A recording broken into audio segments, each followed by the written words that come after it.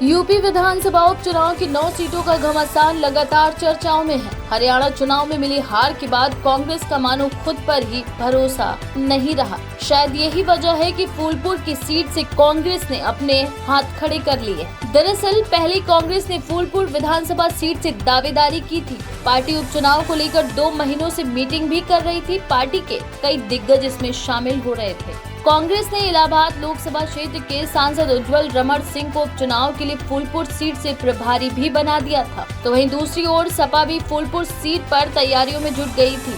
फूलपुर की सीट को लेकर कांग्रेस काफी असमंजस में थी। सपा और कांग्रेस में बातचीत के बाद आखिरकार कांग्रेस ने फूलपुर सीट से अपनी दावेदारी वापस ले ली है और सपा ने फूलपुर की सीट से मुस्तफा सिद्दीकी के नाम पर मुहर लगाई है। वहीं कांग्रेस के प्रदेश महासचिव मुकुंद तिवारी ने मीडिया से इस पर बात करते हुए कहा कि कांग्रेस सपा प्रत्याशी का समर्थन करेगी और सपा नेताओं के साथ बैठक कर उपचुनाव के लिए नई रणनीति के तहत कार्य करेगी। यूपी विधानसभा की 9 सीटों पर सपा कांग्रेस एक साथ चुनाव लड़ेगी। फूलपुर की सीट से कांग्रेस का इतनी आसानी से पीछे हट जाना, यूपी में गठबंधन के साथ विधानसभा उपचुनाव में मैदान में उतरना, क्या इस बात से ये अंदाजा लगाना गलत नहीं होगा कि कांग्रेस गठबंधन के साथ मिलकर यूपी की अपनी राजनीतिक जड़ें मजबूत करने की कवायद में है? क्योंकि हरियाणा की सरजमी पर चुनाव में कांग्रेस को मुंह की खानी पड़ी थी, जिसकी वजह से उनकी अपनी ही पार्टी में वो मजाक का पात्र बन गए थे। इंडिया गठबंधन का साथ यूपी विधानसभा उपचुनाव में कहीं विपक्षी पार्टी भाजपा के लिए हार का संकेत तो नहीं।